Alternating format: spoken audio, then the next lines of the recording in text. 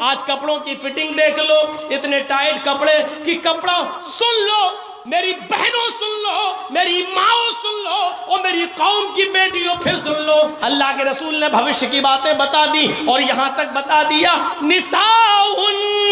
کاسیات عاریات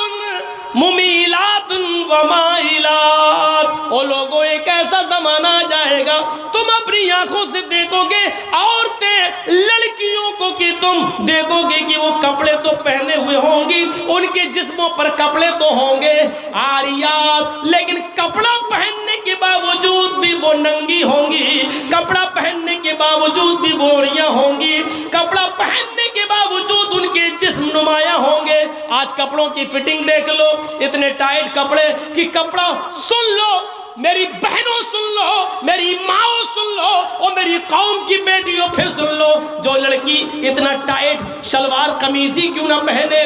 ساڑی کیوں نہ پہنے، اتنا ٹائٹ کپڑے پہن لے کہ کپڑا پہننے کے بعد اس عورت یا اس لڑکی کے جسم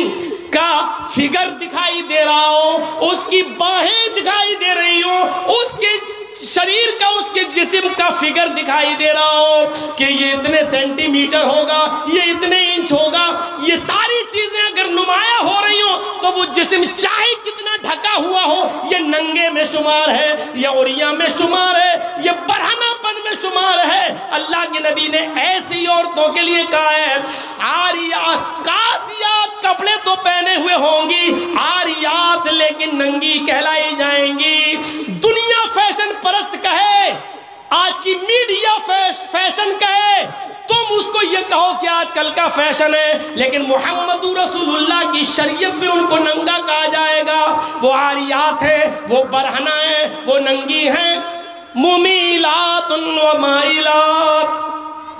لڑکوں سے باتیں کرتی ہوں، لڑکوں کی طرف مائل ہوتی ہوں، اور لڑکے بھی اب ان کی طرف جھکتے ہوں، یعنی ہنس ہنس کر باتیں کرتی ہوں، گفتگو کرتی ہوں، اتنا میک اپ کر کے نکلتی ہوں کہ ان کو دیکھ کر لڑکے فریفتہ ہو جائیں اور یہ بھی ان کے اوپر مائل ہو جائیں۔ چوتھی چیز،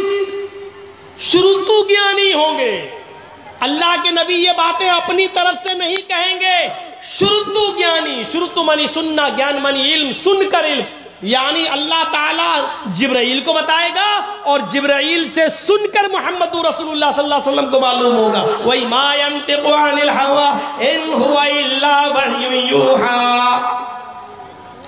اپنی طرف سے کچھ نہیں بولتے، جو کچھ بھی بولتے ہیں اللہ کی طرف سے وحی آ جانے کے بعد بولتے ہیں۔ سن کر گیان ہوگا، اپنی طرف سے کچھ نہیں بولیں گے۔ چار چیزیں ہو گئی، اب ان چاروں کو ایک طرف رکھ دو۔ پانچویں چیز پر آئیے، بڑی زبردست ہے،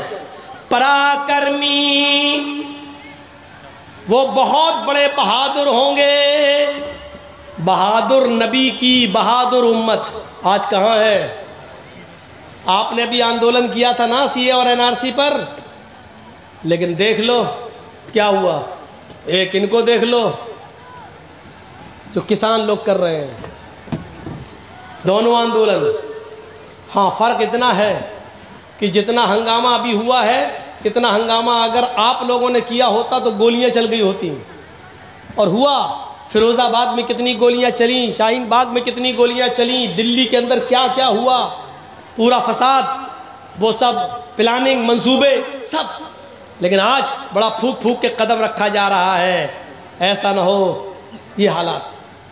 امتیاز تو بڑھتا جاتا ہے، آپ کے ساتھ ہمارے ساتھ امتیاز بڑھتا جاتا ہے، کیونکہ ہم لوگ میم مسلمان سے جڑے ہوئے ہیں، اس لیے ہمارے ساتھ یہ سلوک تو ہونا ہی ہے اور ہوتا ہے۔ لیکن دیکھیے میرے بھائیوں اور غور کرو، بہادر نبی کون ہوں گے؟ بہادر اللہ کے نبی صلی اللہ علیہ وسلم اتنے بہادر کہ جب اکیلے تھے اور لوگ ابو طالب کے پاس آئے، کہنے لگے اے ابو طالب پانی حد سے آگے چڑھ گیا ہے، آپ کا بھتیجا ہمارے معبودوں کو بہت برا بھلا کہتا ہے، اب آپ اپنے بھتیجے کو میرے حوالے کیجیے، ہم اس کو ماریں گے، ہم اس کو قتل کریں گے۔ آپ کی بات سمجھ میں نہیں آ رہی اس کی، ہم لوگ سمجھا رہے ہیں پھر بھی نہیں مان رہا ہے محمد، کہو صلی اللہ علیہ وسلم، آپ کی بھی بات نہیں مان رہا، ہماری بھی بات نہیں مان رہا ہے، اب جہاں ملے گا ہم اس کو ماریں گے، نہیں تو ایک موقع اور دے رہا ہوں اس کو سمجھا لو۔ ابو طالب نے اپنے بھتیجے محمد ابن عبداللہ کو بلایا اور کہا کہ بیٹے تمہارے باپ نہیں ہے، میں نے تمہیں بیٹے کی طرح پالا ہے، اپنے چچا پر اتنا بوجھ نہ ڈالو کہ وہ اٹھا نہ سکے۔ آئے میرے بھتیجے، تیری پیشانی سے، تیرے سر سے اگر خون کا ایک قطرہ گرے گا تو تیرا چچا ابو طالب اس دنیا سے رخصت ہو جائے گا۔ آئے میرے بھتیجے، آج یہ کافر لوگ پھر آئے تھے اور مجھ سے کہہ رہے تھے کہ آخری مرتبہ سمجھا لو، اور اگر نہیں مانتا تو آپ ہٹ جاؤ، جہاں ملے گا ہم اس کو مار